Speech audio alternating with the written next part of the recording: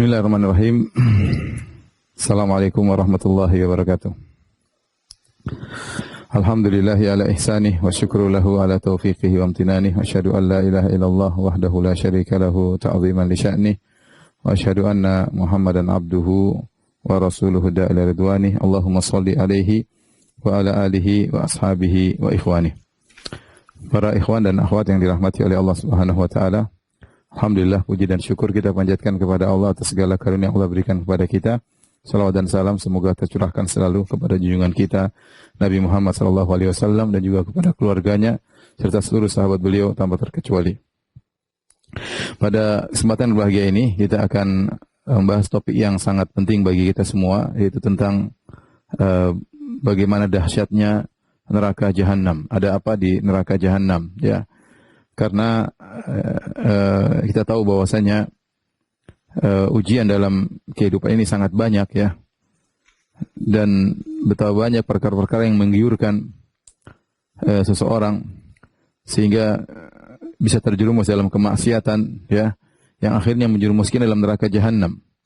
Apalagi Nabi SAW bersabda, huffatin naru bisyahwat, bahwasanya neraka jahanam diliputi dengan syahwat.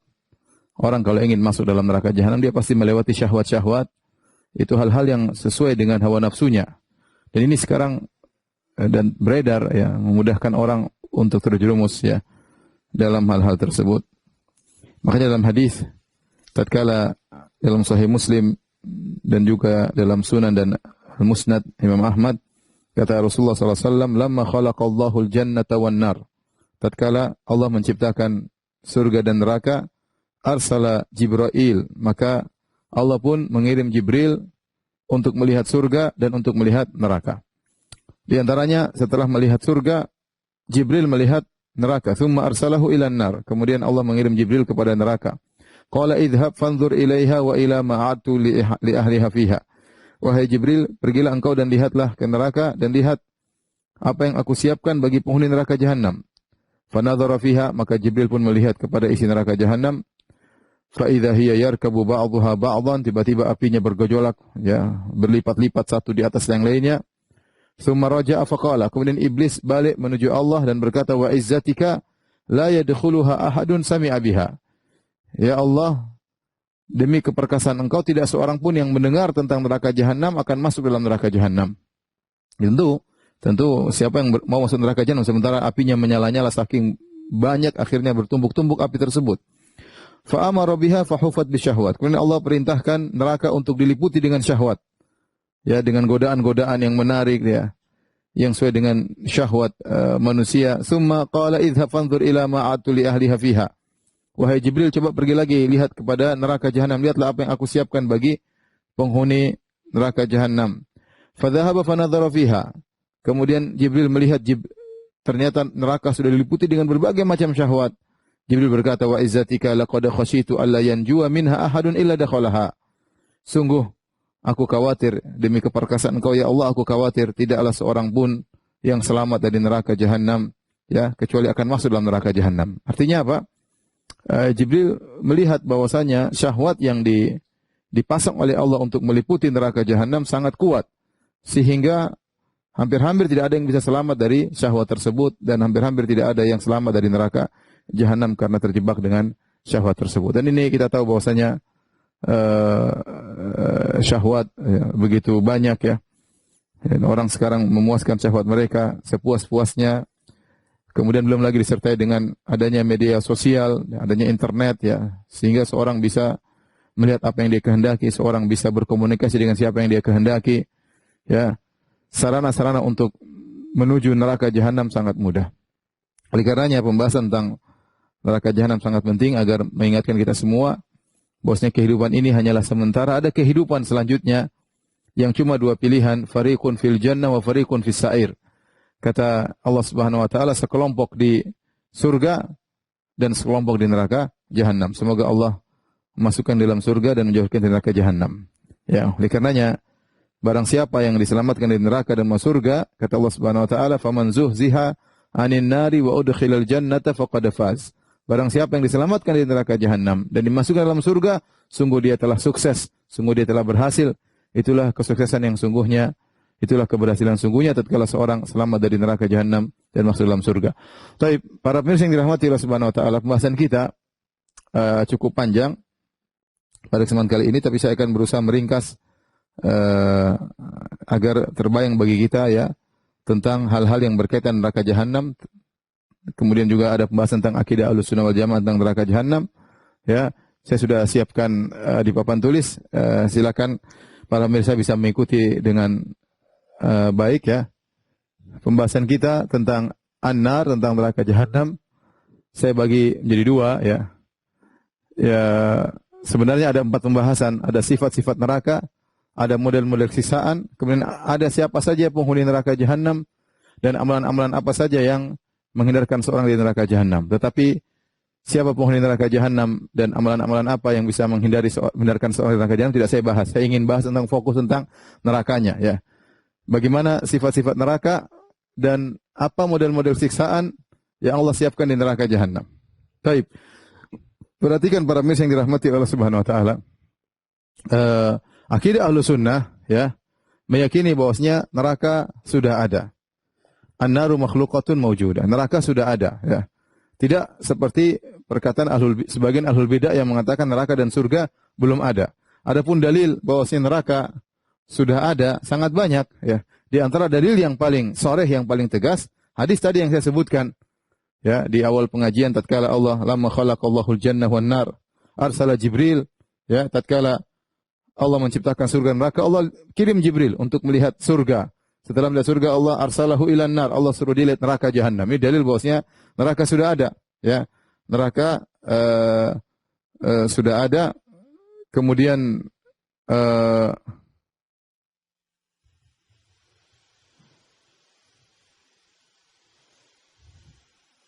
mut tadi.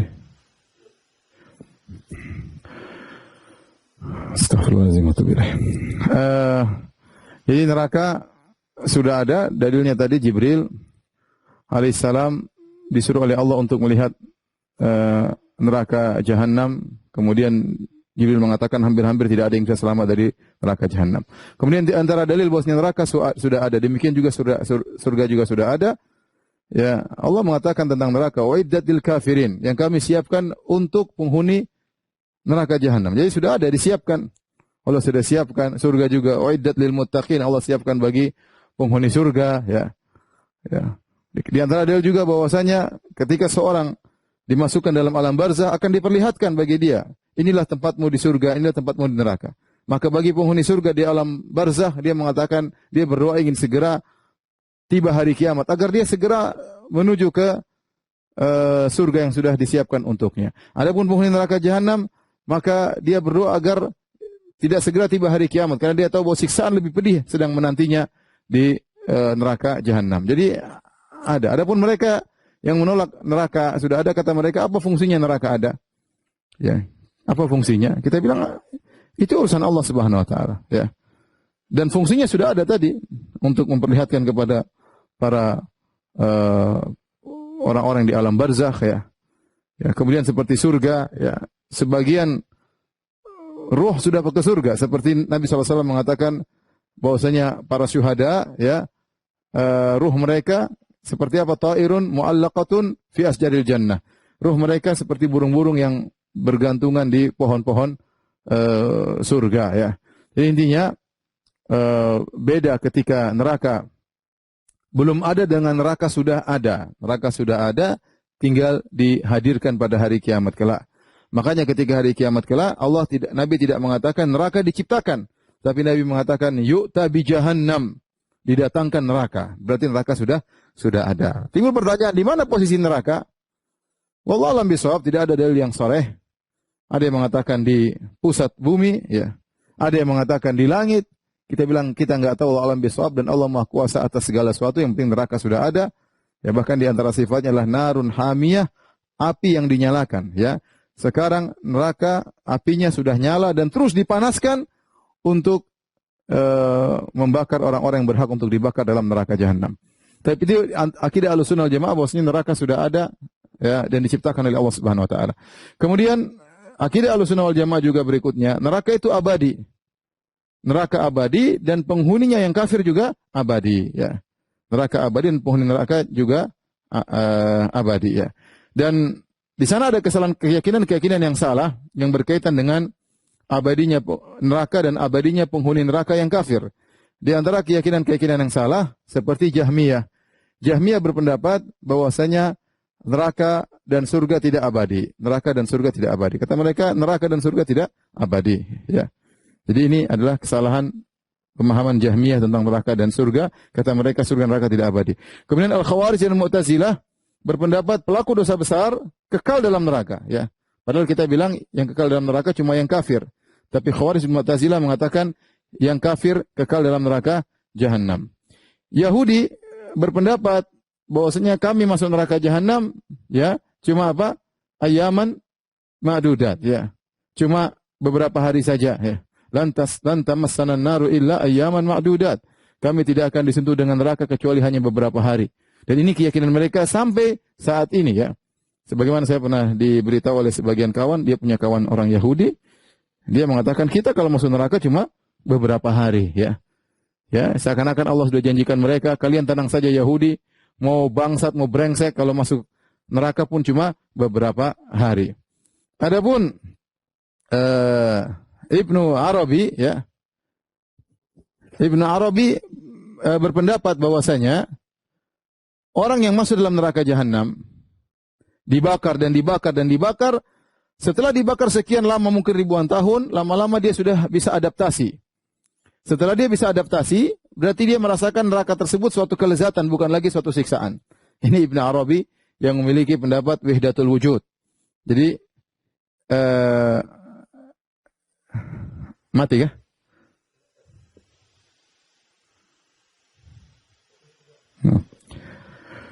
Maka orang-orang Ibnu Arabi berpendapat bahwasanya orang yang masuk dalam neraka Jahannam akan disiksa dan lama-lama dia terbiasa dengan siksaan tersebut dan akhirnya dia akan merasa lezat dengan api neraka Jahannam. Waliyadzubillah, mungkin dia termasuk dari orang-orang tersebut ya. Jadi inilah penyetus atau bukan yang mendengung-dengungkan akidah wahdatul wujud, bahwasanya Allah bersatu dengan makhluknya. Kemudian pendapat yang berikutnya, pendapat sebagian orang yang mengatakan penghuni neraka Jahannam akan dikeluarkan dari neraka sehingga neraka kosong. Setelah neraka kosong, kemudian neraka diselesaikan ya. Semua penghuni dipindahkan ke surga. Neraka jadi kosong, tidak ada penghuninya sama sekali ya. Adapun Abu Hudzail Al-Laf ya, dia berpendapat bahwasanya ya manusia dan neraka, dia dalam neraka lama-lama akhirnya menjadi yatajammadun, menjadi membeku, tidak ada gerakan lagi. Ini semua keyakinan yang salah tentang neraka Jahannam. Yang benar bahwasanya neraka adalah abadi ya. Makanya ketika penghuni neraka Jahannam ya dan penghuni surga dimasukkan dalam surga, penghuni neraka Jahannam dimasukkan dalam neraka, yu'ta bil maut ala hayati al-kabsh. Maka kematian dihadirkan di hadapan penghuni neraka, penghuni Jahannam, penghuni surga dalam bentuk seekor kambing. Kemudian disembelih, maut disembelih, kemudian dikatakan khuludun la mauta fih. Wahai penghuni surga, tidak ada kematian. Kalian akan kekal dalam surga selama-lamanya. Itu hari yang sangat membahagiakan bagi para penghuni surga. Karena mereka tahu mereka akan kekal dalam surga. Sebaliknya, maka penghuni neraka Jahannam ketika dikatakan kematian disembelih di hadapan mereka, khuludun la mauta fih, sungguhnya kalian akan kekal abadi, tidak ada kematian dalam neraka sama sekali, maka mereka pun sangat penuh dengan penderitaan, sangat menyesal ya. Kenapa? Karena mereka tahu mereka tidak bakalan meninggal dunia dalam neraka Jahannam. Jadi neraka abadi dan penghuninya juga kekal abadi. Taib. Kemudian berikutnya kita bahas tentang nama-nama neraka Jahannam. Neraka Jahannam disebutkan dalam Al-Quran beberapa nama. Di antaranya Al-Hawiyah. Al-Hawiyah itu wa ma adraka ma hiya narun hamiyah ya. Al-Hawiyah yaitu yang menunjukkan bahwasanya seorang terjatuh ke dalam neraka tersebut. Ya, seorang terjatuh dilemparkan. Jadi neraka itu seperti tempat lemparan. Ya, kenapa disebut hawiyah? Karena seorang dilempar. Ketika dilemparkan masuk neraka Jahannam, seperti orang-orang terjatuh dari sirat, mereka terjatuh menuju neraka Jahannam, yaitu tempat terjatuh. Hawiyah itu namanya tempat terjatuh. Ladha kala innaha ladha. Ladha artinya lahab, yaitu neraka yang menyala-nyala. Apinya bukan santai gini, tapi apinya menyala-nyala. Disebut dengan ladha. Ya. Wa ma adraka mal hutamah. Al-hutamah, ya, al-hutamah adalah penghancur. Penghancur. Sebagian ada yang mengatakan seperti alat penggiris. Begitu dimasukkan suatu, dia akan langsung menghancurkan. Ya, dia menghancurkan. Karena api kalau sudah masuk dalam tubuh manusia, dia benar-benar melumat. Ya. Jadi al-hutamah artinya pelumat. Ya. Saya ulangi, al-hawiyah, tempat jatuh. Kemudian al-ladha, api yang menyala-nyala. Ya. Al-hawiyah maksudnya tempat terjatuh. Kemudian ladha, api yang menyala-nyala. Api yang menyala-nyala. Al-hutamah yang melumat. Al-jahim ini berkaitan dengan api yang panas. Ya. Adapun jahannam adalah qa'ar, yaitu yang dalam, yang sangat dalam. Jahannam maksudnya itu suatu tempat yang sangat dalam. Kalau hawiyah tempat jatuh, adapun jahannam artinya dalam. Saqar, ya, Allah telah tafsirkan dalam Al-Quran, la tubqi wa la tadhar. Tidak ada yang tersisa, ya, tidak menyisakan. Tidak menyisakan. Sa'ir sama api yang menyala. Kemudian sijin, penjara. Ya. Kenapa neraka disebut dengan sijin, penjara? Karena orang kalau sudah masuk dalam neraka, orang kafir, mereka seperti di penjara, bahkan mereka tidak bakalan keluar dari neraka jahanam. Ya. Inilah nama-nama neraka jahanam, yang setiap nama-nama ini menunjukkan dahsyatnya neraka tersebut. Ya. Tempat terjatuh, orang kalau neraka dilemparkan, apinya bukan tenang, api yang menyala-nyala. Kalau sudah membakar dia akan melumat, ya, api yang panas, ya. Makanya kata Allah, allati tattali'u 'alal afidah, api tersebut akan masuk dalam jantung. Ya, jadi api, kalau api di dunia membakar, ya hanya bagian luar saja, kemudian dalamnya baru terbakar. Tapi kalau api neraka begitu membakar, luar dalam langsung terbakar. Luar dalam langsung terbakar, yang menunjukkan dahsyatnya api tersebut dan amat sangat panas, ya. Kemudian kalau sudah membakar, tidak ada yang terluput, tidak ada yang tersisa. Kemudian orang dalam neraka, sijin, seakan-akan terpenjara, susah untuk keluar. Oleh karenanya Allah sebutkan sifat-sifat neraka dengan nama-nama yang menunjukkan keburukan, seperti bi'sal qarar, tempat menetap yang terburuk. Bi'sal masir, tempat kembali yang terburuk. Bi'sal wirdul maurud, tempat terburuk untuk didatangi, ya. Bi'sal rifdul maurud, ya, yaitu tempat terburuk untuk didatangi. Darul bawar, yaitu lembah kebinasaan. Darul fasikin, tempatnya orang-orang fasik. Su'uddar, tempat tinggal yang buruk. Asfalas safilin, tempat yang paling rendah, yang terhina. Bi'sal mihad, ya, tempat yang paling buruk untuk tempat tidur, ya, atau untuk tempat istirahat, ya. Ini semua sifat-sifat neraka jahanam dalam Al-Quran. Tapi sekarang kita bicara, ikhwan yang dirahmati Allah Subhanahu wa taala, tentang luasnya neraka jahanam. Banyak hal yang menunjukkan neraka jahanam sangat luas, ya. Neraka jahanam sangat luas. Di antaranya yang menunjukkan neraka jahanam sangat luas, Rasulullah SAW ketika duduk bersama para sahabat, tiba-tiba Rasulullah SAW mendengar wajibah. Wajibah itu seperti suara batu yang jatuh. Zzz, ada batu. Zzz. Maka Nabi jelaskan kepada para sahabat bahwasanya itu adalah suara batu yang dilemparkan kepada neraka jahanam mundu sab'ina kharifan, sejak 70 tahun. Ya, dan dia belum selesai, belum sampai. Sampai sekarang belum sampai kepada dasar neraka jahanam. Ini dalil, batu kan kalau jatuh sangat cepat. Sejak 70 tahun batunya belum sampai di penghujungnya, dalamnya, dan Nabi sekarang masih mendengar batunya masih jatuh. Menunjukkan neraka jahanam sangat luas, ya. Kemudian di antara dalil yang menunjukkan neraka jahanam sangat luas, ya, neraka jahanam diisi dan dia selalu berkata, hal mim mazid. Ya. Apakah ada tambahan? Kata Allah, ya, yauma naqulu li jahannam halim talati. Hari di mana kami berkata kepada neraka jahanam, halim talati, apakah kau sudah penuh hai neraka jahanam? Maka neraka jahanam berkata, hal mim mazid, apakah ada tambahan? Apakah ada tambahan? Sampai apinya saling, ya, numpuk-numpuk karena, ya, masih luas neraka jahanam, ya, masih luas. Kosong, pingin diisi terus. Ini menunjukkan luasnya neraka jahanam. Di antara dalil yang menunjukkan luasnya neraka jahanam, dalam hadis Nabi SAW mengatakan, inna syamsa wal qamara mukawwarani yaumal qiyamati finnar. Bahwasanya matahari dan rembulan dilemparkan pada hari kiamat kelak di neraka jahanam. Kita tahu matahari luasnya kayak apa, rembulan besarnya kayak apa, dimasukkan dalam neraka jahanam. Dimasukkan dalam neraka jahanam, menunjukkan neraka jahanam sangat-sangat luas ya. Cukup buat manusia di atas muka bumi semuanya apa? Cukup ya. Sangat luas, tidak ada coupling yang sudah full di neraka jahanam. Ya. Oleh karenanya ini menunjukkan kengerian neraka jahanam karena tempatnya sangat luas. Ya, kemudian juga di antara yang menunjukkan besaran neraka jahanam dalam hadis kata Nabi sallallahu alaihi wasallam, "Yu'ta bi jahannam yaumal qiyamati laha sab'una alfa zimamin, likulli zimamin sab'una alfa malakin yajurrunahu." Ya, kata Nabi sallallahu alaihi wasallam, didatangkan hari kiamat kelak neraka jahanam yang memiliki 70 tali, 70.000 tali, dan masing-masing tali ya ditarik oleh 70.000 malaikat menarik neraka jahanam untuk dihadirkan kepada orang-orang kafir atau orang-orang yang berhak untuk masuk dalam neraka jahanam. Berarti ada sekitar 4 miliar sekian malaikat, 4 miliar 900 juta malaikat yang menghadirkan neraka jahanam, dan kita tidak tahu satu malaikat besarnya seperti apa.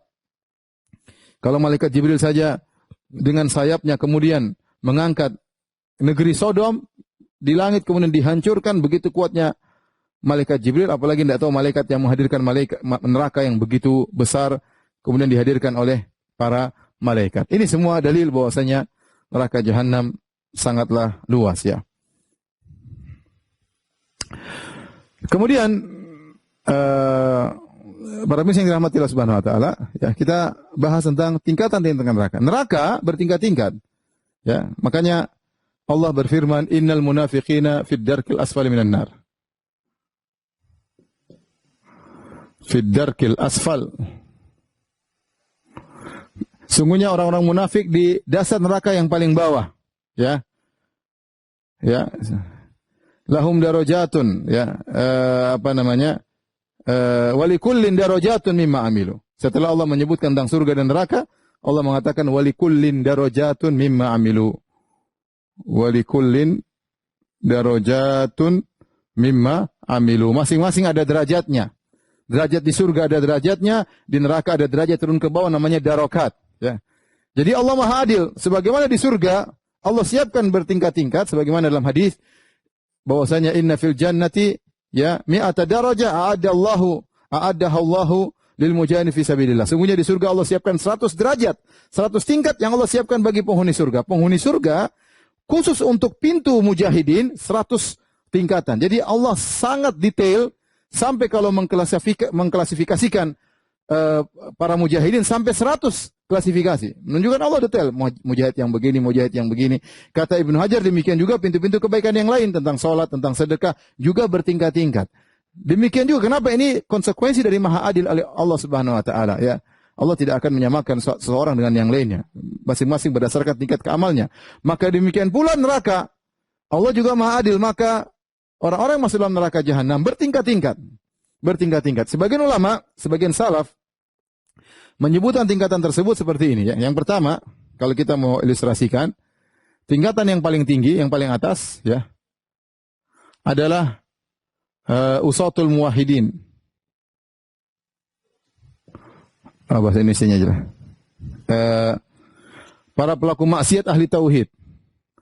Para pelaku maksiat yang ahli tauhid.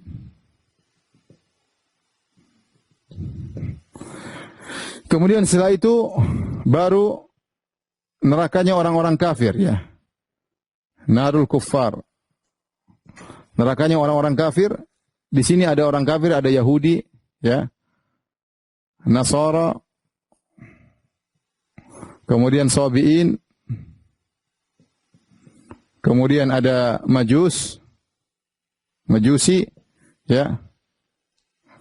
Baru kemudian yang ketiga adalah nerakanya al-munafiqin, narul al-munafiqin. Nerakanya orang-orang munafik. Jadi ada tingkatan secara umum ya. Ini tingkatan neraka nomor 1, nomor 2, nomor 3 ya. Yang pertama bahwasanya pelaku maksiat nerakanya beda dengan nerakanya orang kafir. Nerakanya dia paling tinggi ya. Setelah itu baru nerakanya orang-orang kafir. Dan orang kafir ada Yahudi, ada Nasara, ada Sabi'in, ada Majusi, ya.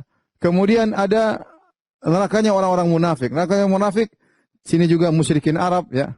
Majusi kemudian musyrikin Arab.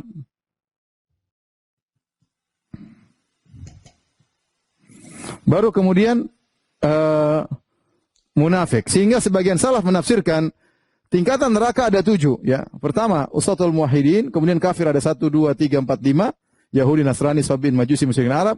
Yang paling rendah adalah nerakanya orang-orang munafik. Kenapa mereka yang paling rendah? Karena orang munafik menggabungkan antara kekufuran dengan kebohongan. Innal munafiqina yukhadi'una Allah. Mereka menipu Allah Subhanahu wa taala. Orang kafir jelas sebenarnya, Yahudi kafir jelas, dia nampakkan kekafirannya. Nasara jelas, Sabi'in jelas, Majusi jelas, musyrikin Arab jelas. Munafik dia lebih parah daripada kafir yang asli. Kenapa? Dia menggabungkan antara kekufuran dengan kebohongan. Jadi kira-kira demikian. Dan di antara dalil yang menunjukkan bahwasanya neraka bertingkat-tingkat adalah Abu Talib, ya.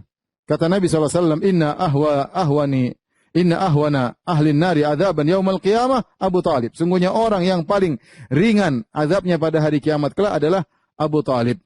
Yaitu apa?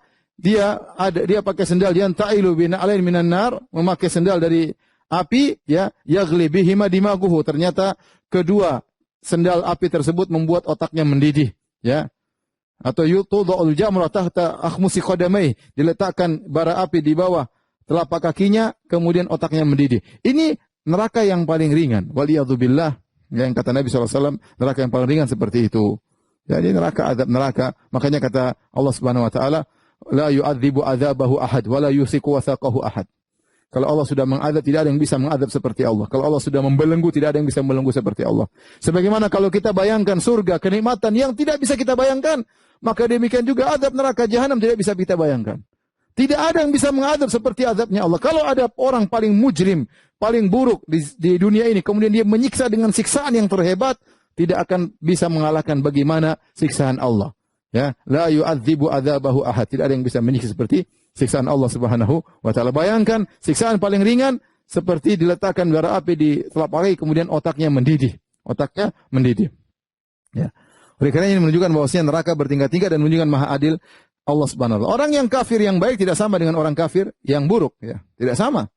Orang kafir kemudian penjahat, bengis, zalim, itu nerakanya lebih parah daripada orang kafir yang tidak demikian. Wallahu taala alam bisawab.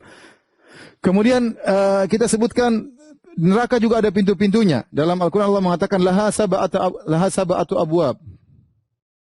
Laha sab'atu abwabin likulli babin minhum juz'un maksum.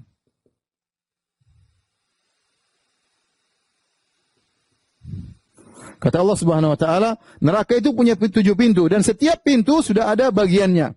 Sudah ada yang Allah takdirkan, sudah ada Allah yang ini orang-orang neraka lewat pintu sini. Penghuni neraka ini lewat pintu sini. Sudah ada bagian-bagiannya.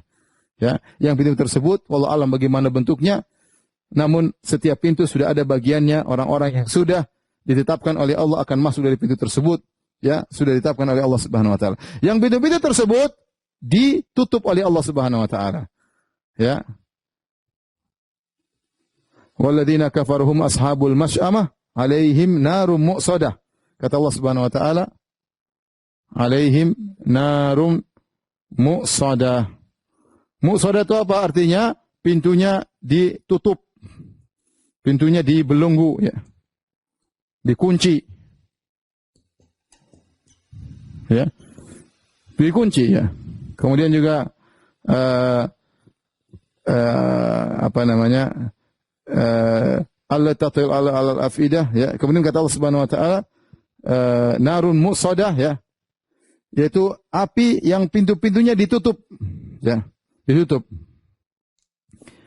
Fi amadin mumaddadah, ditutup dengan besi-besi yang panjang yang kemudian mengunci pintu tersebut, ya.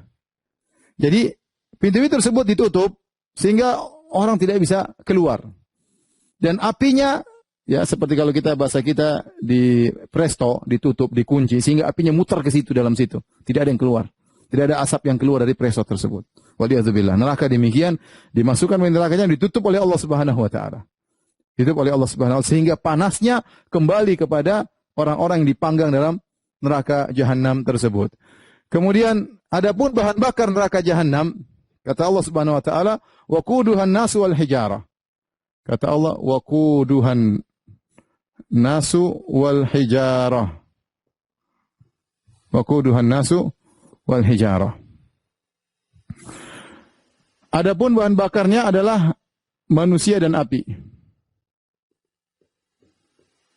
Sebenarnya Allah mengatakan bahwasanya ini menunjukkan dahsyatnya neraka jahanam.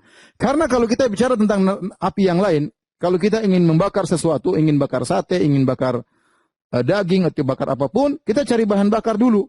Bahan bakar dulu, kita kasih bensin atau kasih arang. Setelah kita bakar, baru kita taruh manusia, taruh apa? Waliyadzubillah, kita taruh misalnya daging untuk kita bakar. Adapun neraka jahanam tidak. Ya, dia manusia itu sendiri jadi bahan bakar. Dia terbakar dan dia mengeluarkan api. Ya. Kemudian bahan bakaran juga adalah batu. Ya, batu. Ya. Jadi neraka ini api yang spesial. Ya. Dia nyalanya dari manusia itu sendiri menyala. Membakar manusia, dia tidak perlu bahan bakar lain. Manusia itu sendiri jadi bahan bakarnya. Sehingga dia menyala, kemudian membakar dan juga menyala, membakar yang lainnya. Kemudian diantaranya adalah batu. Batu yang dijadikan bahan bakar api neraka, batu apakah itu? Maka tidak ada dalilnya. Tapi para salaf, sebagian salaf mengatakan batu tersebut seperti mereka katakan batu kibrit. Ya, batu kibrit ada yang mengatakan seperti batu bara. Ya, contoh ini sebagai pendekatan saja bagaimana batu bara sangat panas. Kenapa disebut batu? Karena batu itu memiliki beberapa sifat. Ya, dijadikan bahan bakar. Di antaranya suratul iqad, mudah menyala. Ya, mudah menyala, langsung nyala. Ya, ya kalau api mungkin lambat, dia batunya panas dan mudah menyala. Kemudian dia mengeluarkan bau yang tidak enak. Ya, selain dia nyala api, baunya sangat tidak enak. Kemudian yang ketiga, asapnya banyak sehingga panas benar-benar masuk dalam tubuh yang sedang dibakar tersebut. Kemudian menempel. Jadi dia batunya nempel dan membakar, nempel di daging-daging orang yang sedang dibakar oleh Allah Subhanahu wa taala, waliyadzubillah. Makanya disebut kenapa batu? Jadi saya ulangi tadi, batu mudah menyala, kemudian apinya tahan lama, kemudian menimbulkan bau yang sangat busuk, kemudian asapnya sangat banyak, kemudian dia nempel, itu yang paling menyedihkan, dia nempel pada daging atau pada kulit seorang ketika dalam proses pembakaran. Ya.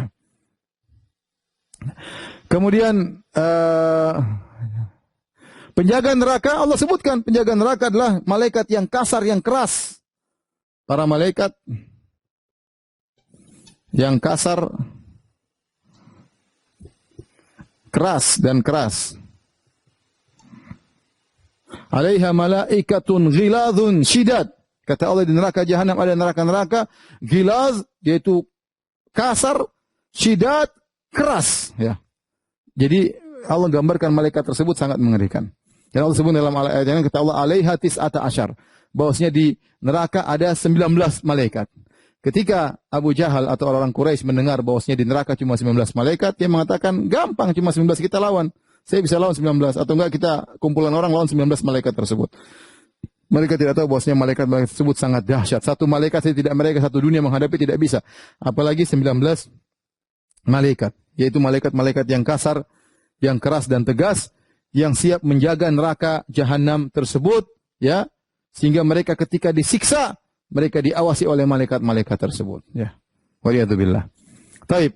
Setelah itu kita bahas tentang panasnya neraka jahanam. Panasnya neraka jahanam. Adapun apinya sangat panas, kata Allah Subhanahu wa taala, narun hamiyah. Narun hamiyah. Apa narun hamiyah? Artinya api yang dipanaskan. Jadi api sudah panas, dipanaskan terus oleh Allah. Terus sekarang neraka sudah ada dan dipanaskan sampai mencapai puncak yang sangat panas, disiapkan untuk membakar orang-orang yang berhak untuk dibakar, ya. Kemudian 3 perkara ini Allah sebutkan, ya. Fa ashabu shimali ma ashabu shimal fi samumi wa hamim wa dhillim yahmum la baridi wala karim. Sungguhnya pengikut yang bagian kiri neraka jahanam, fi samumi wa hamim wa dhillim yahmum, ya. Mereka di dalam api, kemudian dalam angin, kemudian dalam air yang panas, ya. Wa dhillim yahmum, kemudian juga naungan yang sangat panas. Jadi di neraka ada dua, ada api, ada hal-hal yang tiga perkara ini, kalau di dunia merupakan sumber dingin, sumber kesejukan. Di dunia tiga perkara ini kita cari kesejukan apa? Cari angin, angin sepoi-sepoi. Kalau enggak kita air dingin, kalau enggak kita ada naungan, zil. Tetapi ternyata di neraka semuanya ini sumber panas. Ya. Anginnya panas, airnya hamim, ya. Kalau diminum melelehkan seluruh anggota tubuh, usus-usus menjadi hancur, ya. Naungan juga asap yang tebal yang panas. Kalau kita mau bilang kalau seperti kalau di Gunung Merapi ada namanya wedus gembel, yaitu api, asap tapi bisa sampai 800 derajat. Kalau mengenai orang langsung hangus. Di neraka juga ada sisaan seperti itu. Bukan sekedar api. Angin yang sepoi-sepoi yang menghembus sangat panas. Airnya juga sangat panas. Ya. Kemudian jangankan airnya, bahkan naungannya, asap tersebut sangat panas. Ya. Kalau di dunia saja kita lihat wedus gembel 800 derajat. Apalagi kalau naungan di neraka Jahannam. Taib. Ini semua kira-kira berkaitan dengan neraka Jahannam. Sekarang kita masuk pada poin kedua tentang model-model siksaan yang bisa dialami oleh para penghuni neraka Jahannam. Ya. Model-model siksaan. Taib, di antaranya para misal yang dirahmati Allah Subhanahu wa taala. Di neraka mereka makan dan minum. Di neraka mereka makan dan minum. Tapi makanan yang Allah siapkan adalah dhari', zakum, wa ta'aman dha gussah, kemudian api. Minuman ada al-hamim, ada gislin, ada gossak. Apa saja ini? Ya. Dhari', sebagaimana Allah sebutkan dalam surat Al-Ghasyiyah, laisa lahum ta'amun illa min dhari'. Ya. Tidak ada makan bagi mereka kecuali ad-dhari'. Ad-dhari' itu kalau di dunia adalah semacam buah yang berduri. Yang kalau dimakan oleh onta maka dia akan kesakitan karena berduri dan tidak enak. Dia salah makan buat dia kemudian kesakitan. Nah, adapun dhari' ya di neraka kayak apa Allah alam bisawab, tapi berduri ya, namanya makan berduri apa enaknya? Dhari'. Kemudian di antara makanan mereka zakum. Inna syajarataz zakum ta'amul asim. Bahwasanya zakum adalah makan orang-orang pendosa pada hari kiamat kelak. Ya, makanya ketika Nabi berbicara tentang zakum, ini kayaknya buah zakum ya.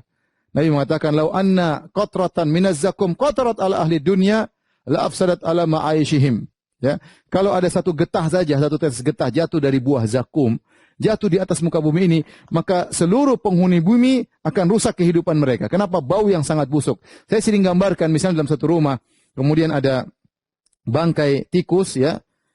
Kemudian meskipun kita hidup dengan kemewahan, meskipun kita ada kulkas, ada makanan enak, ada hal yang lezat, tapi kalau ada bangkai tikus kita nggak bisa menikmati hidup tersebut. Kenapa? Saking baunya. Nah, Nabi mengatakan kalau ada satu tetes saja dari buah zakum jatuh ke bumi, rusak seluruh penghuni bumi ini, kehidupan mereka rusak. Bagaimana kalau itu jadi makanan mereka? Ya, mengerikan. Waliyadzubillah. Kemudian wa ta'aman dha gussah. Ta'aman dha gussah itu apa? Yaitu makanan yang nyangkut di sini. Gussah itu orang makan tersangkut. Bisa jadi dhari atau yang lainnya. Kalau mereka makan tidak langsung masuk ke dalam perut, nyangkut sini, dan kita tahu kalau ada tulang saja sini kita nggak enak banget. Nyangkut, apalagi makanan nyangkut sini itu sejenis penderitaan. Selain makanan mereka yang sangat tidak enak, sangat busuk dan yang lainnya, kemudian juga nyangkut di leher mereka. Kemudian di antaranya mereka makan api. Seperti firman Allah Subhanahu wa taala, "Innal ladzina ya'kuluna amwalal yatama dzulman innama ya'kuluna fi butunihim nara." Sungguhnya orang-orang yang makan harta anak yatim dengan kezaliman, sungguhnya mereka makan api dalam perut mereka. Seakan-akan mereka makan jamrah, mereka makan sehingga masuk dalam perut mereka. Taib. Timbul pertanyaan, apakah 4 makanan ini adalah santapan mereka sehari-hari? Ataukah berdasarkan tingkatan-tingkatan neraka? Ada khilaf di kalangan para ulama. Ada yang mengatakan, ini makanan, ada suatu di tingkatan api neraka yang hanya makan dhari. Karena Allah mengatakan, laisa lahum ta'amun illa min dhari. Ya. Wala dalam ayat yang lain, wala ta'amun illa min ghislin. Ghislin ini cairan, ya, nanah dan yang lainnya. Jadi dalam ayat Allah mengatakan, tidak ada makanan kecuali dhari. Dalam ayat yang lain, mereka tidak makan kecuali ghislin. Ya, dalam ayat yang disebutkan zakum. Dalam ayat yang disebutkan makanan yang nyantol di leher. Dalam ayat yang lain mengatakan mereka makan bara api dalam perut mereka. Baik, apakah mereka semua akan merasakan makanan ini? Ada 2 pendapat. Pendapat pertama mengatakan masing-masing tingkatan di neraka ini punya makanan khusus. punya makanan khusus. Ini pendapat. Pendapat kedua tidak. Semuanya mereka akan makan, tapi jadwal makannya beda-beda. Ada jadwal makan dhari, ada jadwal makan zakum, ada jadwal makan api dan yang lainnya. Ada jadwal minum hamim, ghuslin dan ghassak. Taib. Intinya mereka akan makan dan minum. Adapun minuman al-hamim, ya. Mereka kehausan ketika di neraka jahanam. Mereka kehausan. Kata Syekh Utsaimin rahimahullah ta'ala, karena mereka begitu lama di padang mahsyar, 50.000 tahun, di bawah terik matahari yang sangat panas. Sehingga ketika mereka masuk di neraka, mereka dalam kondisi sangat lapar, sangat haus. Sehingga mereka minta makan. Ya. Mereka minta minum kepada Allah Subhanahu wa taala. Yughathu bima'in kal muhli yashwil wujuh. Mereka minta, ya Tuhan kami, berikan kami minum. Allah kasih minum, tapi apa? Air sangat panas, hamim. Seperti minyak yang mendidih, ya, baru ditaruh di muka, maka kulit-kulit muka mereka sudah berguguran, ya, meleleh, kemudian mereka minum. Ketika mereka minum, kata Allah, sukuma'an hamiman, mereka diminumkan dengan air sangat panas, faqatta'a am'a'ahum, maka menghancurkan, ya, usus-usus mereka, usus jadi hancur gara-gara air yang sangat panas. Kemudian di antara minum mereka gislin. Gislin sama dengan ghassak. Gislin ini apa? Ini cairan penghuni neraka jahanam. Ini cairan penghuni neraka jahanam. Dikumpulkan, ya. Apa cairan tersebut? Ya, cairan yang keluar dari kemaluan, cairan yang keluar dari kotoran, cairan yang keluar dari nanah, cairan yang keluar dari darah, itu dikumpulkan kembali, diminumkan kembali oleh mereka. Waliyadzubillah, ya. Akhi, subhanallah. Azab yang sangat mengerikan. Jadi kita hidup jangan spekulasi, ya. Waliyadzubillah. Siapa yang merasakan ini semua, ya, mengerikan. Ya. Tapi timbul pertanyaan, Ustaz, kenapa mereka mau makan dan minum? Kalau mereka tahu ternyata minuman mereka seperti ini, makan seperti ini. Kata para ulama, ya, karena mereka sudah sangat lapar, sangat haus, sehingga mereka harus makan, harus minum, meskipun seperti itu. Ini menunjukkan bagaimana kondisi yang sangat tidak enak yang mereka rasakan. Ya, seperti orang morfin, sudah tahu itu parah, tetap aja dia ambil karena tidak mau, dia harus makan, dia harus minum, dia harus konsumsi morfin tersebut. Seperti mereka ini, mereka sudah masuk neraka jahanam, mereka harus makan, harus minum, meskipun makanan tersebut semua menyiksa mereka. Taib. Ini masalah makanan dan minuman. Kemudian berkaitan dengan pakaian. Pakaian Allah sebutkan dalam Al-Quran, mereka pakai baju. Ya. Di antaranya, sarabiluhum min qatiran. Mereka memakai pakaian yang terbuat dari kotoran. Kotoran ada yang mengatakan, menerjemahkan dengan aspal, ada yang mengatakan maksudnya nuhas al-muzab. An-nuhas al-muzab yaitu tembaga yang dicairkan. Jadi panas namanya tembaga, tapi dijadikan pakaian oleh mereka. Allah Maha Kuasa. Tembaga yang panas menempel, mereka pakai. Itulah pakaian mereka di neraka jahanam. Dalam ayat yang kata Allah, qutti'at lahum siyabum min nar. Ya. Yusabbu min fawqa ra'sihimul hamim. Mereka dipakaikan apa? Baju dari api. Ketika Ibrahim At-Taimi membaca ayat ini, dia mengatakan, Subhanallahilladzi khalaqa thawban min nar. Segala puji bagi Allah yang mampu menciptakan baju dari api. Kita bilang api namanya bagaimana mau dijahit. Tapi Allah Maha mampu. Api tersebut menempel dalam tubuh mereka, menjadi pakaian bagi mereka, sehingga api yang menempel, panas yang menempel tidak lepas dari diri mereka. Mereka pakai pakaian, tapi pakaiannya pakaian api. Waliyadzubillah, ya. Ada yang terbuat dari tembaga yang panas, ya. Kemudian juga dalam hadis yang lain, dalam hadis kata Nabi SAW, An-na'iha, illam tatub, kata Allahu laha siyaban min qatiran wa dir'an min jarab. Kata Nabi SAW, wanita yang niyahah, yang meronta-ronta ketika terkena musibah, jika dia meninggal dalam kondisi tidak taubat, maka Allah akan buatkan bagi dia pakaian dari tembaga yang panas dan juga dari dir'an. Dir'an itu pakaian dalam wanita, baju dalam, ya. Min jarab, yaitu dari penyakit gatal-gatal yang membuat mereka tersiksa, ya. Jadi mereka berpakaian, tapi demikianlah pakaian mereka. Waliyadzubillah. Taib.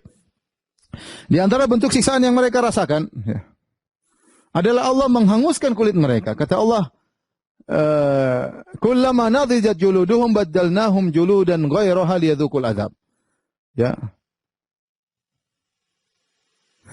Innalladzina kafaru bi ayatina sawfa nuslihim nara.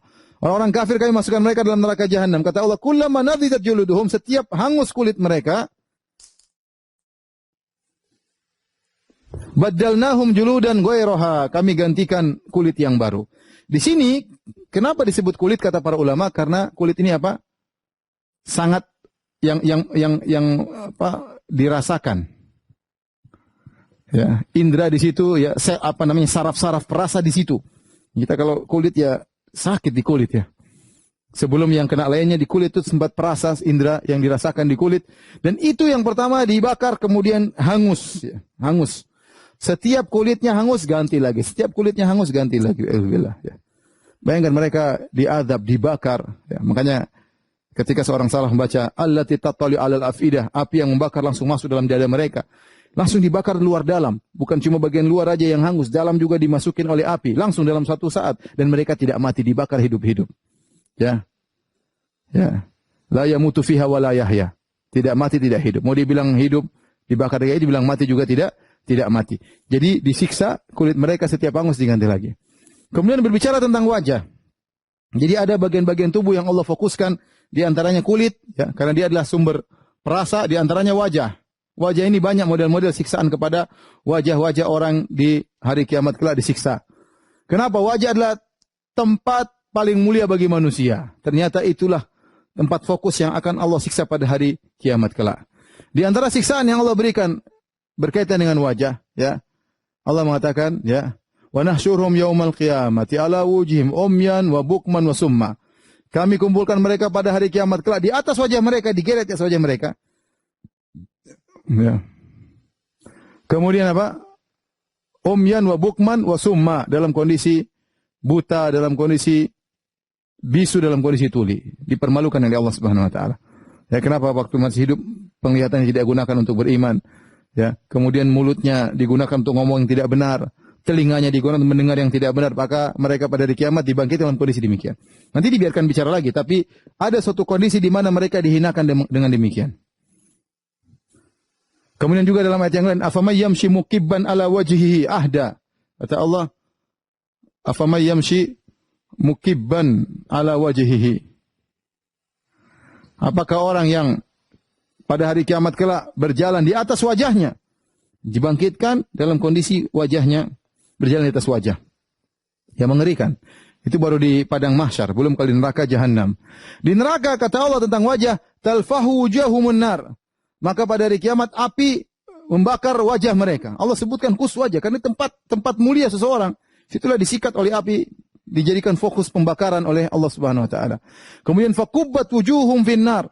Wajah mereka dilemparkan dalam neraka jahanam, ya, dijerumuskan dalam neraka jahanam. Wajah jadi fokus, ya. Semua disiksa anggota tubuh semua disiksa, tapi wajah menjadi fokus. Ini tempat paling mulia seorang, namun dia paling dihinakan pada hari kiamat. Dahulu dunia sombong, angkuh dan yang dengan wajahnya, dengan mimiknya, dengan lisannya, ya, maka pada hari kiamat disiksa situ wajahnya oleh Allah Subhanahu wa taala. Yang lebih ngeri lagi kata Allah, yauma tuqallabu wujuhum finnar. Hari di mana wajah mereka dibolak-balikkan di neraka. Kita kalau antum misalnya bakar sate itu bolak-balik kan, bakar ikan, bolak-balik. Tapi di neraka bukan ikan yang wajah seseorang dibolak-balik oleh Allah Subhanahu wa taala. Dibakar seperti bakar sate, seperti bakar ikan. Kemudian yauma innal mujrimina fi dhalali wa su'ur yauma yushabuna fin nari ala wujuhihim. Yauma yushabuna fin nari ala wujuhihim. Hari di mana wajah mereka ditarik, digeret menuju neraka jahanam, digeret. Jadi wajah digeret. Susah dibakar kemudian digeret di api, digeret, mengerikan. Fokus juga kepada wajah. Kemudian apa? Dihitamkan. Yauma tabyadu wujuh wa taswaddu wujuh. Hari di mana ada wajah berseri-seri, ada wajah hitam.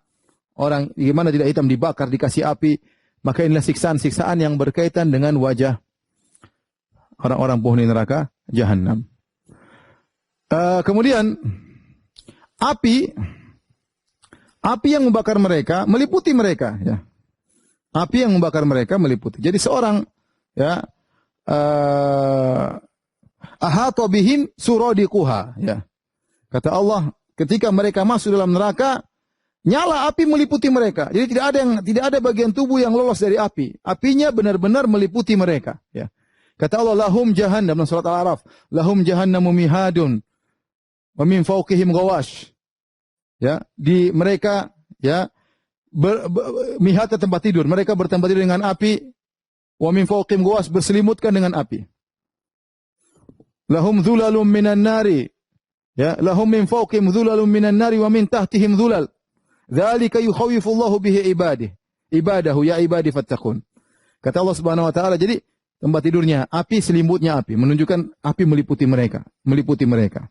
Tidak ada satu bagian kulit pun yang lolos daripada api. Kemudian lahum min fawqihim dhulalun minan nar, di atas mereka tumpukan-tumpukan api. Wa min tahtihim dhulal, di bawah juga tumpukan, bukan satu tumpuk aja, api bertumpuk-tumpuk. Meliputi mereka, tidak bisa keluar, ya. Kata Allah juga, wa inna jahannama la muhitatun bil kafirin. Sungguhnya neraka jahanam meliputi orang-orang kafir. Ya, enggak ada mau bernapas sedikit, mau sejuk sedikit, enggak ada. Enggak ada. Di antara siksaan yang Allah berikan kepada usus, ya, usus Allah siksa, ya, seperti dalam hadis kata Nabi SAW, "Ra'aitu Amr bin Luhai al-Khuzai yajurru qasbahu finnar." Aku melihat Amr bin Luhai al-Khuzai, salah seorang tokoh musyrikin di zaman jahiliyah. Kata Nabi, aku melihat dia menggeret ususnya di neraka jahanam. Dia tarik ususnya, digeret. Subhanallah. Disiksa sampai ususnya keluar. Di neraka jahanam ditarik ususnya. Kenapa kata Nabi? Li'annahu awwalu man sayyaba sawaib. Kan dia yang pertama kali mengkeramatkan onta-onta, mengkeramatkan kambing-kambing. Dia awal kali membawa syirikan di jazirah Arab. Sehingga pada hari kiamat Allah siksa dia di antaranya dengan menggeret ususnya. Demikian dalam hadis tentang dai-dai yang disiksa. Tandaliqu aktabuhum. Tahu-tahu begitu dia disiksa, ususnya keluar, brodol dari duburnya, ususnya keluar, brodol. Setelah itu kemudian ususnya dibuat dia mutar, diputar-putar seperti ada tiang, dia mutar-mutar. Orang-orang pada kumpul semua. Bukankah kamu yang telah melarang kami melakukan, kamu telah menyuruh kami beramar ma'ruf? Kata dia, benar. Dulu saya menyuruh kalian, fala ati, aku tidak melakukannya. Wa anhakum wa ati, dan aku melarang kalian tapi aku melakukannya. Ya, siksanya di antaranya ususnya dikeluarkan oleh Allah Subhanahu wa taala, wal iyadzu billah, ya. Di antara siksaan diberi rantai wal aglal, ya. Inna atadna lil kafirin salasil wa aglala wa sa'ira. Kami siapkan bagi orang kafir salasil. Salasil itu adalah rantai, aglal belenggu. Jadi tangannya dibelenggu, kemudian dirantai. Ada yang dikatakan bahwasanya tubuhnya dimasukkan dalam rantai, ya, rantai. Dipaksa oleh Allah masuk dalam rantai, ya. Dan mengerikan. Jadi model siksaan banyak. Di antara model siksaan disuruh manjat, ya. Ini tadi apa? Rantai dan belenggu. Di antara siksaan disuruh manjat, manjat gunung yang panas.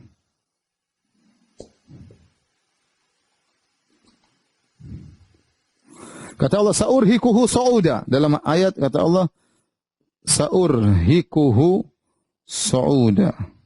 Allah berbicara tentang Walid bin Mughirah. Kata Allah, aku akan melalahkan dia dengan memanjat. Kata para ulama, dia akan disuruh panjat sebuah pohon, sebuah batu yang sangat panas. Disuruh panjat. Kalau dia panjat, maka jari-jarinya meleleh saking panasnya batu tersebut. Tapi disuruh panjat terus. Dibuat lelah terus, lelah untuk manjat. Di antara siksaan ada yang seperti dalam hadis, bagaimana orang yang bunuh diri, man qatala nafsahu bihadidatin, barang siapa bunuh diri dengan besinya, maka besinya pada hari kiamat di tangannya ditusuk-tusuk dirinya. Ya, ada yang man qatala nafsahu, man tahassa summan faqatala nafsahu, barang siapa yang minum racun atau konsumsi racun, disiksa pada hari kiamat dengan racun tersebut. Man taradda ala jabalin, barang siapa yang melemparkan diri dari gunung sehingga bunuh diri mati, maka hari kiamat dia akan disiksa di tempat tinggi, dilemparkan ke bawah, terus begitu disiksa. Jadi wala yu'adzibu adzabahu ahad. Tidak ada yang bisa menyiksa seperti siksaan Allah Subhanahu wa taala, ya. Kemudian mereka menyesal, tapi tidak ada faedahnya. Wa asarrun nadamata lamma ra'awul adzab. Maka mereka menyesal dengan penyesalan luar biasa kalau mereka lihat azab. Mereka lihat azab, mereka sangat menyesal. Kemudian kata Allah, wa anzirhum yaumal hasrati idz qudiyal amru hum fi ghaflati wa hum la yu'minun. Peringatkanlah mereka tentang hari penyesalan. Ya, pada hari tersebut banyak penyesalan. Menyesal kenapa dulu saya berteman dengan si fulan, kenapa saya mengangkat si fulan menjadi pemimpin. Ya. Inna ata'ana sadatana wa kubara'ana, dulu kami dunia mengikuti pemimpin kami, menyesal. Ya. Menyesal kenapa dulu tidak ikut kepada Allah dan Rasulnya. Ya. Menyesal dulu, ya, menjadikan si fulan menjadi teman dekatnya. Ternyata teman dekat ini menjerumuskan dalam neraka jahanam. Banyak penyesalan. Menyesal kenapa dulu tidak beriman kepada Al-Quran. Menyesal kenapa tidak mendengarkan yang baik-baik. Penyesalan. Kemudian ini semua kata para ulama siksaan batin. Ya. Ini siksaan batin. Jadi mereka ada siksaan batin, ada siksaan fisik. Ada siksaan batin, ada siksaan fisik. Ya, akhirnya mereka minta mati. Tidak kuat mereka minta mati. Mereka berkata, ya, wa nadau ya Malik liyaqdi alaina rabbuk. Mereka berkata, wahai malaikat Malik, mintakan kepada Allah agar matikan kami. Qala innakum makithun. Tidak bakalan mati. Kalian akan tetap dalam neraka jahanam.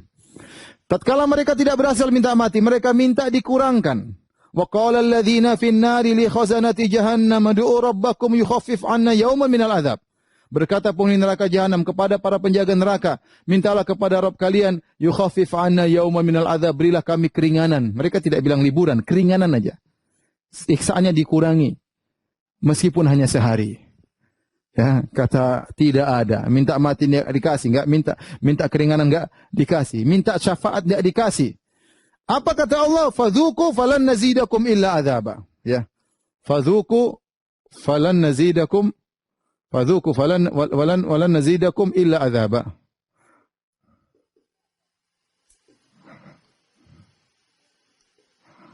Kami tidak akan menambah bagi kalian kecuali azab. Ini ayat yang paling ditakuti, ya. Adalah ayat yang paling ditakuti oleh orang-orang kafir. Kata Allah, lan nazidakum illa adzaba. Kami tidak akan kasih tambahan kecuali azab. Jadi azab di neraka bukanlah azab yang konstan.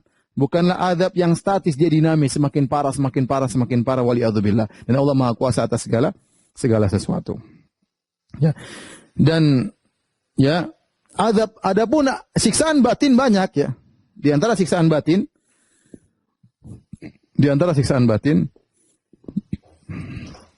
Allah mengumpulkan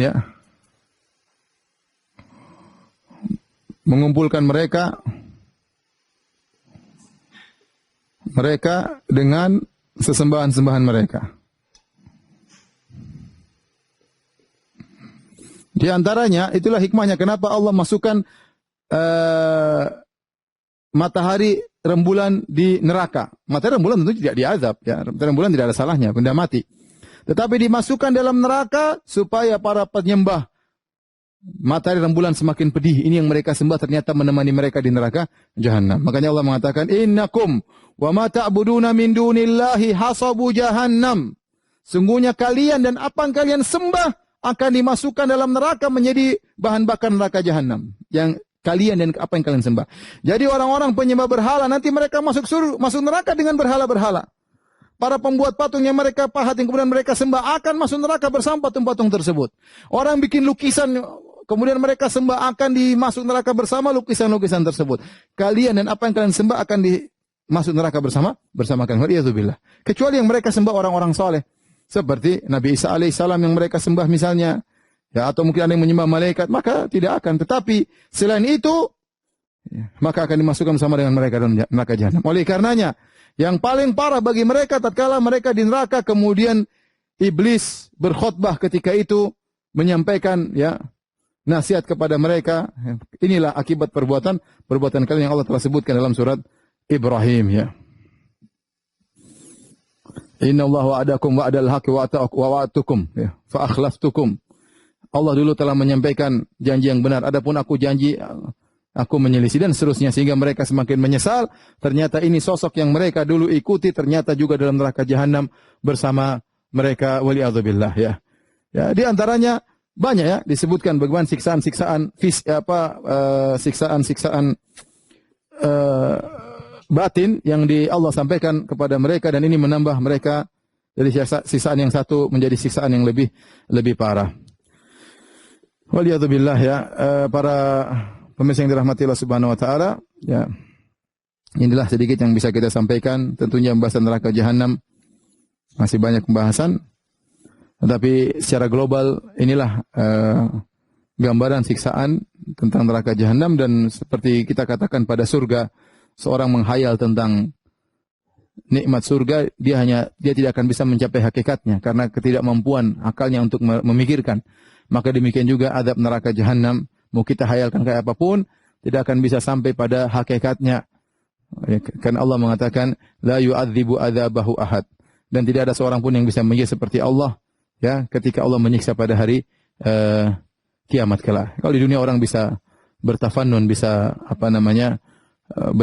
membuat berbagai macam model siksaan, ya, seperti Fir'aun, Dzil Autad. Fir'aun ketika menyiksa orang dia tarik, misalnya di antaranya dia potong min khilafin, ya, kaki kanan dia potong dengan tangan kiri. Ini dia senang, dia inovasi dalam menyiksa, atau dia potong tangan kanan dengan kaki kiri. Ya, Fir'aun. Atau dia taruh seorang kemudian ditarik tali, letakkan di kaki kanan, tali di kaki kiri, tali di tangan kanan, tali di tangan kiri, kemudian ditarik orang tersebut biar merotoli. Dilakukan oleh Fir'aun. Nah, tapi bagaimanapun, la yu'adzibu adzabahu ahad. Tidak ada yang bisa menyiksa seperti siksaan Allah Subhanahu wa ta'ala. Demikian para muslim yang dirahmati Allah Subhanahu wa ta'ala, semoga kita terhindar dari adab neraka jahanam yang sangat mengerikan. Selanjutnya kalau ada yang bertanya saya persilakan. Wallahu ta'ala alam bisawab. Oke, ini ada beberapa pertanyaan yang sudah masuk. Ya. Ada beberapa yang mengajukan. Karena memang pertanyaannya insya Allah ini banyak sekali. Ini pertanyaan pertama dari Lamudin asal kota Palembang. Ustaz, tolong jelaskan tentang neraka Zamharah. Syukran jazakumullah khair. Neraka, ya, Zamharira, ya. Neraka disebutkan di antara siksaan yang ada pada neraka bukan cuma api yang panas, tetapi ada hawa yang sangat dingin. Hawa yang sangat dingin, karena kita tahu terkadang Allah menyiksa dengan sesuatu yang sangat panas, terkadang Allah menyiksa dengan sesuatu yang dingin. Di antaranya yang di dunia Allah pernah menyiksa dengan sesuatu yang dingin adalah angin yang menimpa kaum Ad, ya. Sarsaran, ya, fi yaumi nahsin mustamir, ya. Jadi Allah berikan kepada mereka angin yang sangat dingin. Api angin tersebut mengangkat mereka, ya, 7 hari atau 8 hari, ya, kemudian diangkat, digoyangkan di udara. Tapi angin tersebut tidak panas, tidak membakar mereka, tapi sangat dingin, menusuk ke dalam tulang-tulang mereka. Dan akhirnya mereka tewas juga di antara, sebab mereka tewas karena angin yang sangat dingin tersebut. Di neraka juga demikian, ya. Neraka memiliki api yang sangat panas dan ada siksaan juga dengan angin yang sangat dingin. Jadi siksaan bermodel-model dalam neraka jahanam. Dan ini sebagian pernah berkata, ini bukanlah hal yang bertentangan antara panas yang dingin. Contoh, kita bicara sederhana, kulkas. Kulkas dalamnya dingin, belakangnya panas. Mudah. Ada mesin yang buat dia panas, tapi dalamnya ternyata sangat dingin. Neraka juga mungkin seperti itu, bisa menyiksa dengan panas dan juga menyiksa dengan dingin. Waliyadzubillah. Baik, silakan. Baik, scroll atas jawabannya Ustaz. Ada lagi pertanyaan dari Sandi Putra. Mohon nasihatnya Ustaz, bagaimana posisi suami atau orang tua yang tidak bisa menjadi imam atau orang tua bagi istri dan anak-anaknya di neraka? Mengingat dosa istri dan anak-anak ditanggung oleh suami dan orang tua. Sejauh mana tanggung jawab dosa tersebut bila terlepas? Apa cukup sampai anak akhir balik dan setelah mengingatkan istri saja? Jazakumullah khair. Tugas seorang suami atau istri adalah mengingatkan yang lainnya. Suami tugasnya adalah menasihati istri semaksimal mungkin. Makanya Allah mengatakan ku anfusakum wa ahlikum nara. Wahai orang beriman, jagalah diri kalian. Allah tidak titik, masih koma. Dan juga jagalah keluarga kalian dari neraka jahanam.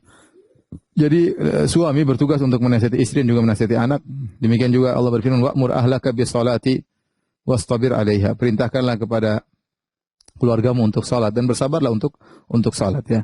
Jadi memang suami punya tanggung jawab terhadap istri dan anak-anak. Bagaimana orang tua juga punya tanggung jawab terhadap anak-anak. Ya, tetapi mereka hanya berusaha menasihati semaksimal mungkin yang mereka nanti kalau dihisab oleh Allah mereka bisa bertanggungjawabkan. Ya Allah, saya sudah nasihati, saya sudah berikan nasihat, saya sudah berikan penuhi keperluan mereka, tapi mereka tetap tidak menurut, mereka tetap membanggang, mereka tetap kafir, mereka tetap musyrik, mereka tetap bermaksiat. Kalau seorang sudah menyampaikan semaksimal mungkin dia dan ternyata keluarganya, istrinya tidak mendengar atau suami tidak mendengar, maka ya tidak jadi masalah. Dia tidak akan diazab oleh Allah Subhanahu wa taala, tidak akan menanggung dosa orang lain. Wala taziru waziratu wizra ukhra. Seorang tidak akan menanggung dosa orang lain, ya, tidak akan menanggung dosa orang lain kecuali dia punya andil dalam timbulnya dosa tersebut. Itu baru dia bertanggung jawab, ya.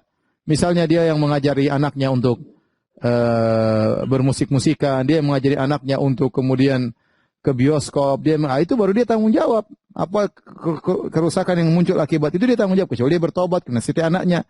Tapi kalau dia sudah berusaha menasihati anaknya, dia ajak ke pengajian, kemudian dia beri ujangan-ujangan, anaknya tetap kafir, anaknya tetap bermaksiat, maka dia tidak menanggung dosa mereka. Lihatlah Nabi Nuh alaihissalam tidak menanggung dosa istrinya yang kafir dan tidak menanggung dosa anaknya yang kafir. Sebagaimana Nabi Lut tidak menanggung dosa istrinya yang kafir, ya.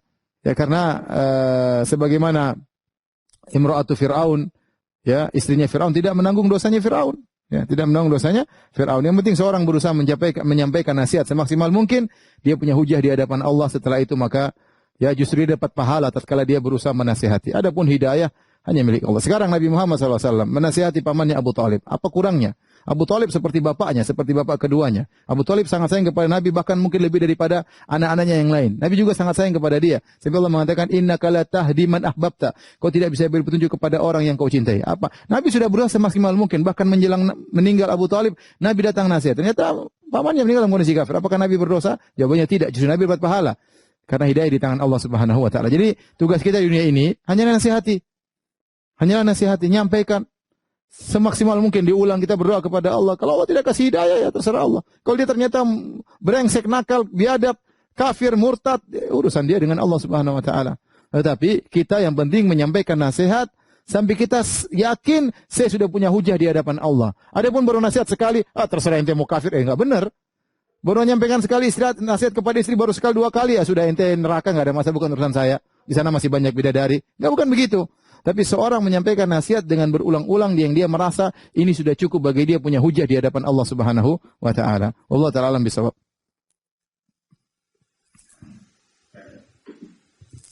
Oke, Ustaz atas jawabannya. Demikian tadi yang bertanya telah dijawab oleh Ustaz. Kita masih ada beberapa waktu lagi ya Ustaz. Ya, silakan. Pertanyaan dari Ayu Puspitasari. Assalamualaikum Ustaz, izin tanya, apakah orang yang telah berhijrah akan masuk neraka juga karena dosa sebelumnya? Soalnya pernah dengar dari orang, kalau kita masuk neraka dulu, dibersihkan baru masuk surga. Demikian pertanyaannya. Allah Maha Adil. Jadi kalau seorang pernah melakukan keburukan, kemudian dia bertobat kepada Allah Subhanahu wa taala, maka kata Nabi sallallahu alaihi wasallam, at-taibu minadz-dzamb kama la dzamba lahu. Seorang yang bertobat dari dosa seperti orang tidak punya dosa lagi. Terlalu banyak dalil bagaimana orang-orang bertobat kemudian Allah masukkan ke dalam surga. Contohnya seperti para penyihir Fir'aun yang mereka puluhan tahun bergelimang dengan kesyirikan, menjadikan sihir sebagai sumber nafkah mereka, menjadikan syirik sebagai sumber nafkah mereka. Kemudian mereka di penghujung hayat beriman kepada Allah, mereka masuk surga. Contoh lagi seperti pembunuh 100 nyawa, dia sudah bunuh 100 orang. Di penghujung kemudian dia bertobat kepada Allah, maka dia pun masuk surga, ya. Allah berfirman, "Qul ya ibadiyalladzina asrafu ala anfusihim la taqnatu min rahmatillah.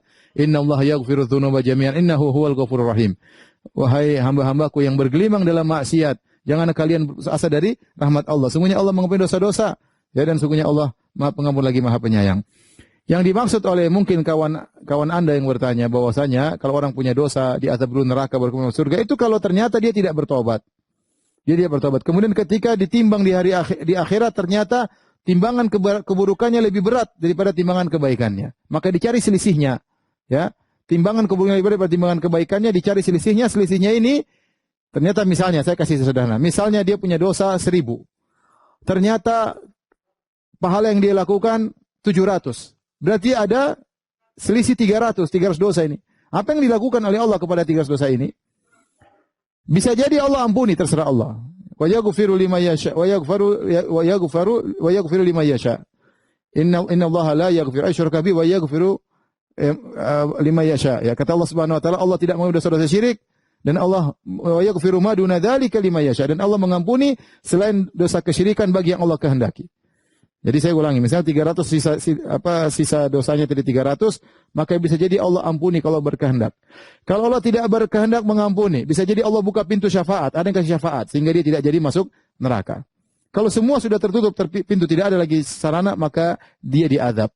Diazab tidak akan kekal, ya, karena surga adalah darut tib, surga itu adalah tempat yang bersih. Tidak ada yang bisa masuk kecuali orang yang bersih. Maka 300 dosa ini harus dia disiksa, entah berapa ribu tahun, entah berapa tahun, berapa puluh tahun, terserah Allah Subhanahu wa taala. Nanti baru Allah masukkan dalam surga. Ini berlaku bagi orang yang tadi saya katakan. Adapun orang di dunia yang dulu bermaksiat kemudian berhijrah, dia bertobat, maka selesai. Yang masa lalu telah diampuni oleh Allah Subhanahu wa taala jika dia bertobat dengan tobat yang sesungguhnya. Allah alam bisawab. Bismillah, Pak Ustadz, jika kita sudah tidak punya suami dan memiliki anak, lalu ada sesuatu yang ditinggalkan oleh suami untuk anak, apakah itu termasuk harta anak yatim, Pak Ustadz? Dan apabila anak dapat santunan dari orang lain lalu ibunya ikut menggunakan uang itu, apakah termasuk zolim?